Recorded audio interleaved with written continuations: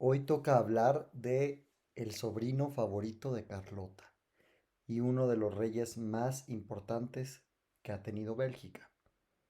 Estamos hablando de Alberto I.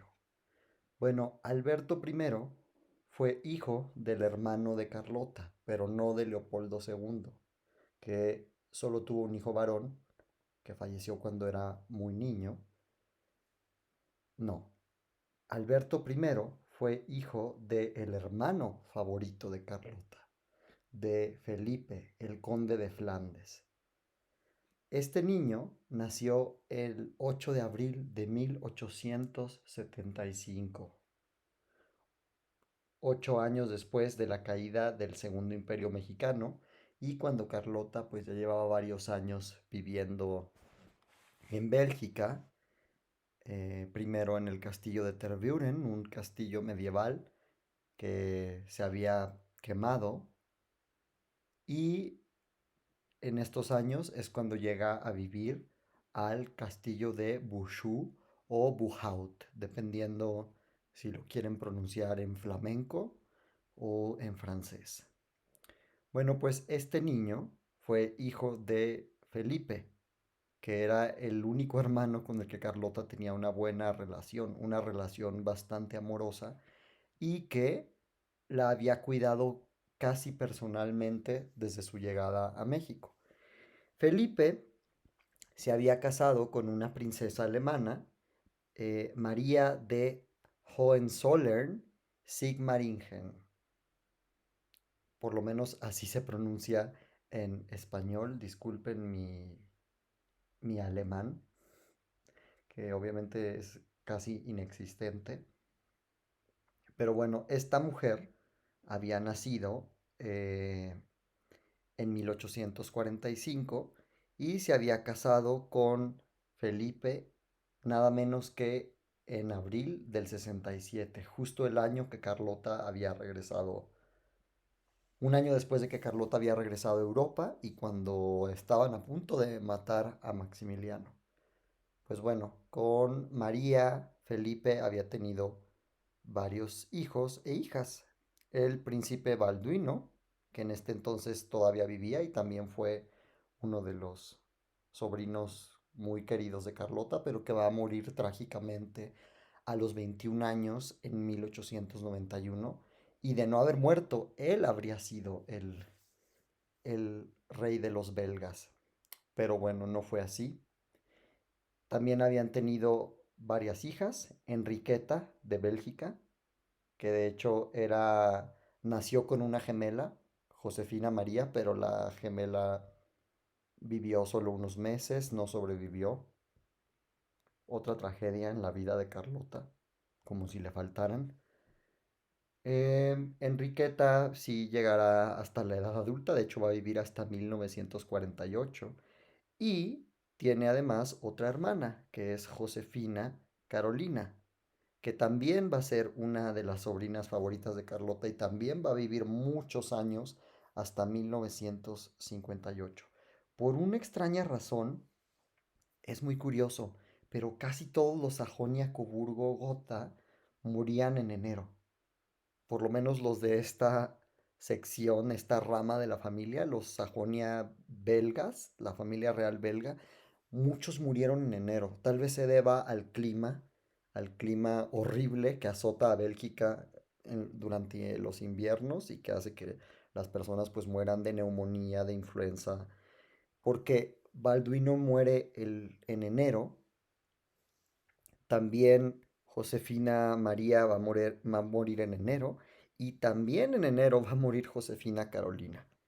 Y de hecho Alberto, de quien estamos hablando en este video, disculpen que me desvíe un poco, va a morir en febrero, pues casi todos ellos morían en invierno, es muy extraño. Es una coincidencia, no puede que no signifique nada, pero hay que comentarlo. Y es importante hablar de la muerte y es importante hablar de los hermanos de Alberto para entender algo. En Bélgica, como en muchos países de Europa en aquella época, como en muchas monarquías, regía la ley sálica. Y la ley sálica, que era una ley muy antigua que de hecho venía de los francos carolingios, era una ley pues que estaba casi casi tácita o no sé cómo explicarles, pues era una ley invisible pero que estaba muy presente y se hacía presente de vez en cuando y en algunos casos sí estaba en las constituciones de las monarquías, que decía que las mujeres no podían reinar. Y no, pues no, ni las hijas de Leopoldo II, ni las hijas de Felipe van a heredar la corona de Leopoldo II. El que la va a heredar con el tiempo es Alberto. Pero bueno, vamos a hablar un poco de los primeros años de Alberto. Alberto, este rey que con el tiempo va a ser un héroe de la Primera Guerra Mundial y se considera de hecho el último monarca europeo en dirigir personalmente un ejército en toda la historia de Europa. Imagínense ser el último, pues es un lugar simbólico, dice bastante de la personalidad de Alberto. Alberto, pues, era el hijo menor de Felipe y de María de Hohenzollern y, pues, había nacido en un lugar bastante privilegiado porque el hijo de Leopoldo, el único hijo varón que él había tenido y que iba a tener, por lo menos legítimo, ya había fallecido unos años atrás al caer a un estanque y morir de las complicaciones de, pues, propias en aquella época, cuando caías a un estanque de agua helada, pues era una tragedia, literal. Podía ser una gran tragedia. Y en este momento, en la familia real belga, solo están las hijas de Leopoldo y las hijas de Felipe. Y también Balduino. Pero ya sabemos que no va a sobrevivir, no va a pasar de los 21 años. Entonces Alberto nace en una posición privilegiada, pues si llegara a morir Leopoldo II, que vivió muchos años, pero algún día iba a morir, el que le sucedería en el trono sería su hermano Felipe, el conde de Flandes, pero era muy poco probable que así fuera. Por cuestiones de edad y de lógica, el trono iba a pasar a Balduino. Pues bueno, Balduino también va a morir muy joven y Alberto, pues estaba cerca, relativamente cerca del trono. No tenía que competir con ninguna de sus primas ni con ninguna de sus hermanas. Sobre Alberto, solo hay que decir que además de ser nieto del rey Leopoldo I, a quien ya no conoció porque había fallecido 10 años antes, y de la reina Luisa de Francia y por tanto emparentado con la familia real británica, con la familia real francesa en el exilio, con la familia real de Nápoles, con los duques de Sajonia-Coburgo. Por parte de su madre también tenía una ascendencia bastante interesante, pues estaba relacionado nada menos que con la familia imperial alemana, con los Hohenzollern, y de hecho también descendía de la familia Murat, la casa de Murat, de la cual vamos a hablar en otro video, que está relacionada con muchos acontecimientos del siglo XIX. También descendía de los grandes duques de Baden, o sea que era pariente de Maximiliano y de los Habsburgo de esa época que descendían de Carolina de Baden por varias líneas. Pero lo que es interesante también saber es que por parte de su madre también era descendiente de los Bornó. Perdón si no lo pronuncio perfecto, pero se escribe Beauharnais y son la familia con la que emparentó Napoleón en una época. Pues bueno, este niño, Alberto, que va a nacer con una prosapia, un abolengo y una alcurnia casi impecables o 90% impecables, si no es que más, descendiente de todos los monarcas de Europa, pues parecía que no estaba tan destinado a ser monarca, pero había posibilidades.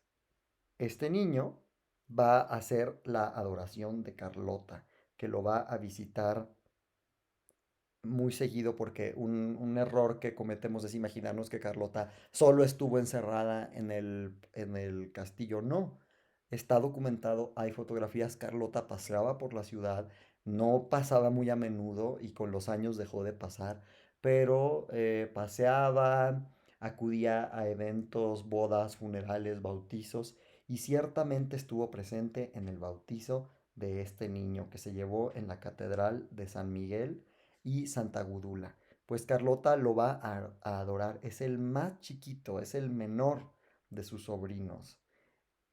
Para 1875, cuando Alberto nace, Carlota todavía está bastante lúcida, es muy joven, Carlota tiene 36 años y en el futuro va a ser Alberto el que se va a hacer cargo de ella, porque Alberto va a reinar de 1909 a 1934. Así que de 1909 a 1927, todo el periodo que va antes de la Primera Guerra Mundial, durante la Primera Guerra Mundial y todos los últimos años de Carlota, va a ser Alberto quien en persona se va a hacer cargo de su tía. La va a visitar muy seguido porque la adora, porque la ve casi como a una mamá, porque han tenido una relación muy cercana. Carlota ha sido siempre muy amorosa con él. Han pasado incontables fines de semana, días, semanas juntos, sobre todo cuando Alberto era niño.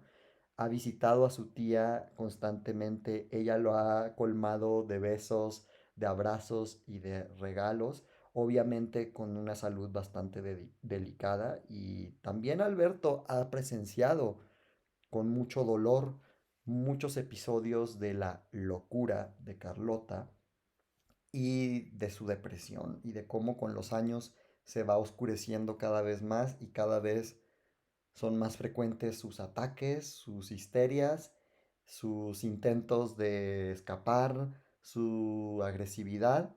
Y seguramente Alberto también habrá vivido algunos momentos incómodos con Carlota, pero es su tía, es la hermana de su papá, un padre que adoró a Carlota, y Alberto como tal va a tratar a su tía no solo con el respeto que además oficialmente requiere como emperatriz de México y como princesa de Bélgica, porque sigue siendo la emperatriz de México, por lo menos así se porta ella y y así se le trata en esta pequeña corte del castillo de Bouchoux. Y es una princesa, es la primera princesa de Bélgica, es parte de la familia real y aun cuando ya hayan muerto Leopoldo II y Felipe, pues incluso con mayor razón, Carlota es el único miembro de la primera familia real de Bélgica, la familia real que fundó Bélgica. Entonces Carlota es un personaje importantísimo. Es muy importante que entendamos que si bien para México Carlota solo permaneció en la memoria y ya casi no se hablaba de ella en los periódicos, para Bélgica Carlota era algo así como para hoy nosotros podría ser de interesante o de relevante, pues cualquiera de los hermanos del príncipe Carlos, que salen muy a menudo en las noticias, o las hermanas del rey Felipe. Bueno, pues Carlota era esto, era una princesa real de Bélgica, y así va a ser tratada por su sobrino.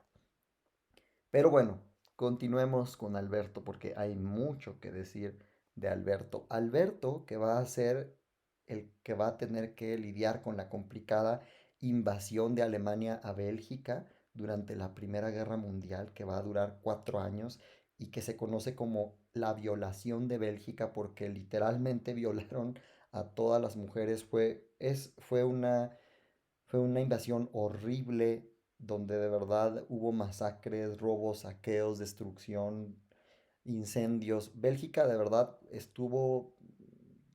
quedó 90% arrasada. 90% arrasada, ocupada y bajo el dominio del Imperio Alemán, del cual Alberto era pariente de los emperadores de Alemania, pero pues ya sabemos que en esta Primera Guerra Mundial los lazos de familia fueron lo que menos importó. Y de hecho, que Bélgica sea invadida por Alemania hace que Inglaterra, que estaba renuente a entrar a la guerra, entre, porque Alberto es pariente muy cercano del rey del Reino Unido, del rey de Inglaterra. Ya sabemos estos términos de Gran Bretaña, Inglaterra, Reino Unido no son intercambiables, significan cosas distintas, pero para fines prácticos entienden a lo que me refiero. Es de hecho él uno de los que va a firmar el Tratado de Versalles, con el que se va a acabar la Primera Guerra Mundial, después de obviamente haber sufrido Bélgica más que ningún otro país, y se va a castigar severamente a Alemania. Y otro suceso con el que va a tener que lidiar Alberto I, perdón, Alberto II es su descendiente, es qué hacer con el Congo belga, ya que era muy claro para ese momento, clarísimo, que el Congo belga es problemático, que se han cometido atrocidades en el reinado de su tío, y Alberto, obviamente, entendamos la posición en la que se encuentra, no puede despotricar contra su tío. Si hoy no se usa, no se usaba mucho menos en aquella época, y tal vez sea lo que le podamos criticar a Alberto, que se mantuvo un poco silencioso respecto a eso. No mencionaba nunca, pedía disculpas por lo ocurrido en el Congo belga, pero no mencionaba directamente a su tío. Entendemos que era un tema muy delicado porque le podía restar legitimidad a la monarquía belga, que era muy joven todavía, no llevaba ni un siglo de existencia, y que en aquella época las monarquías estaban desapareciendo en todas partes. En Austria, el imperio austrohúngaro va a desaparecer en la Primera Guerra Mundial, como muchas otras monarquías de Europa. Entonces, Alberto tenía que jugar sus cartas con sabiduría, sobre todo para que Bélgica no sufriera más de lo que ya había sufrido en la Primera Guerra Mundial, donde de verdad fueron el equivalente a Polonia en la Segunda Guerra. Pues Bélgica hasta hoy en día sobrevive con un régimen monárquico constitucional, es un país bastante próspero, es el centro político de Europa y en Bruselas se encuentra la Unión Europea y es un símbolo. Ya hemos hablado en otros videos de cómo Bélgica es un símbolo para el mundo y para Europa porque es el lugar donde nació Carlomagno, es el corazón de las monarquías europeas, es el lugar donde nació incluso Carlos V. Carlos V de Alemania y primero de España era un belga. Entonces, y Alberto pues es descendiente de ambos. Entonces, Alberto fue un rey muy popular, era un hombre extremadamente atractivo.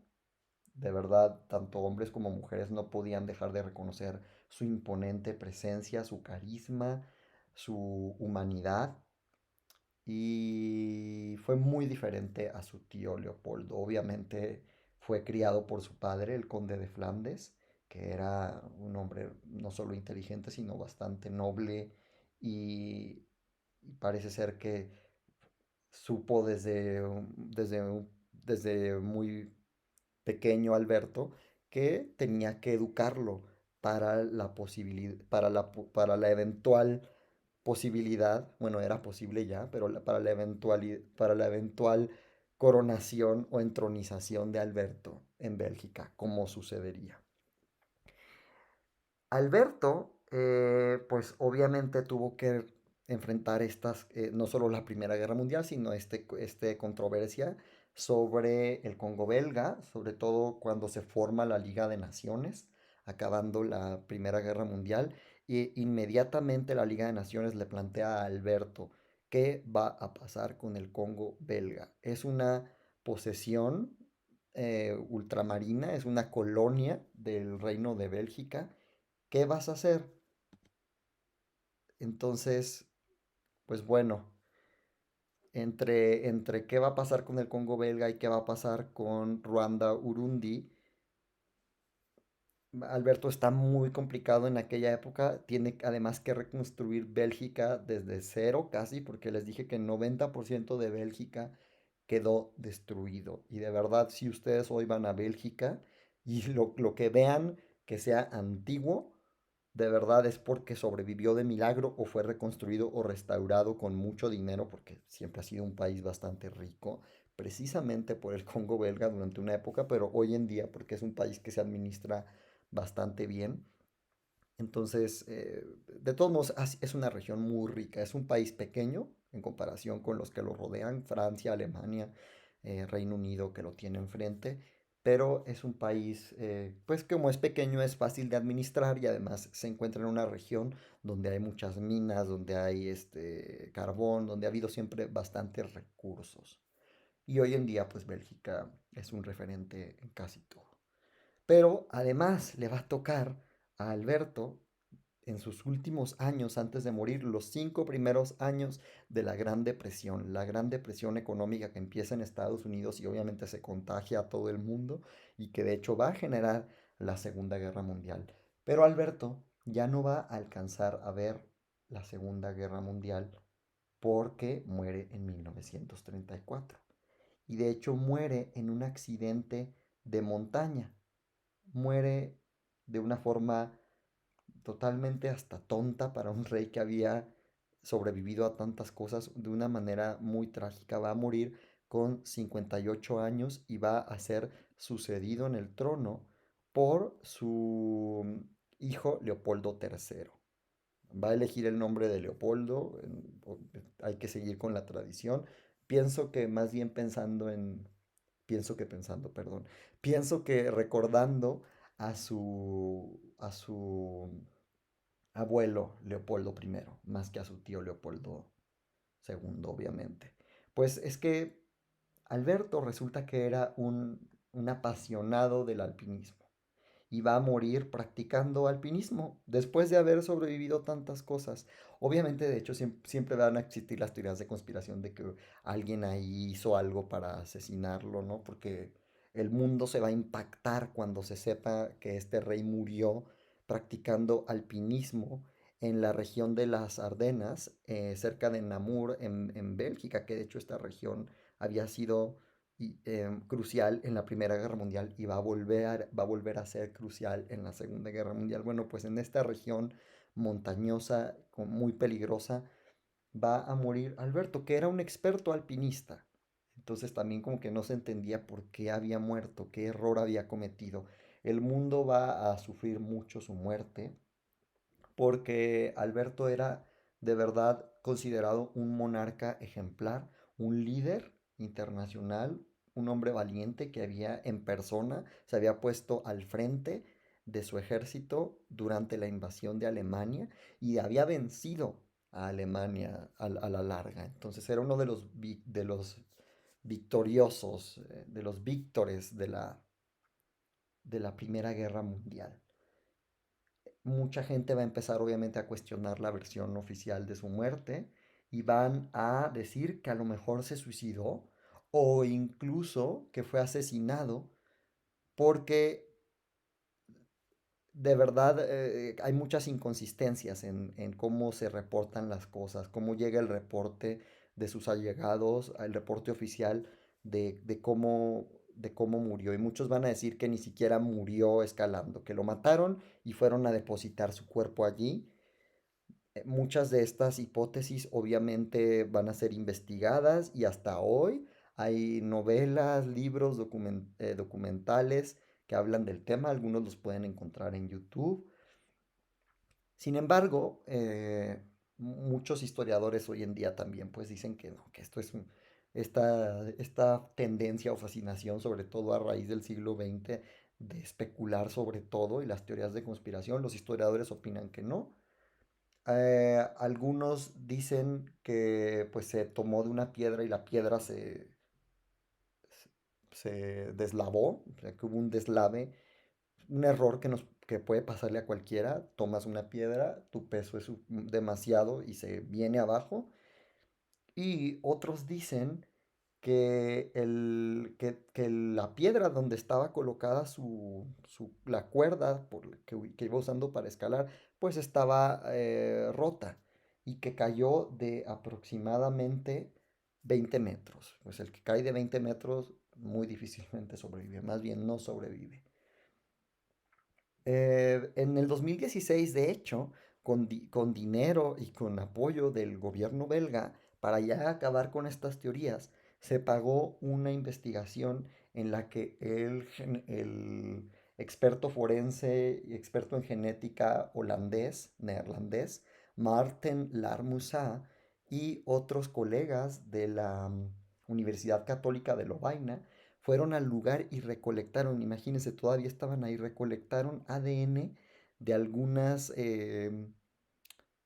piedras y hojas. Yo no sé de verdad cuánto dure eso, pero Ellos pues dicen que lo hicieron y concluyeron que el rey Alberto sí murió en ese lugar. Igual que su padre, su abuelo, su tío y su tía Carlota, que había muerto unos años antes, 8 años antes, fue enterrado en la cripta real de Nuestra Señora de la Eken en Bruselas y hasta ahí se encuentra, ahí se encuentra hasta en estos días, ¿no? Entonces, em, perdón, no, les tengo que revisar este dato. Porque aquí dice que fue enterrado allí, pero según yo, la familia real más bien se encuentra en Santa Miguel y Santa Úrsula. Bueno, haré otro video explicando eso. Pero espero que les haya gustado este video. Si les gustó, den like. Si no les gustó, den dislike. No se preocupen, sé que seguramente tienen millones de preguntas. Pueden ponerlas abajo. Haremos más videos sobre, o sea, vámonos poco a poco, cada vez vamos a ir hablando más y más y más a detalle de aspectos específicos de todos estos personajes.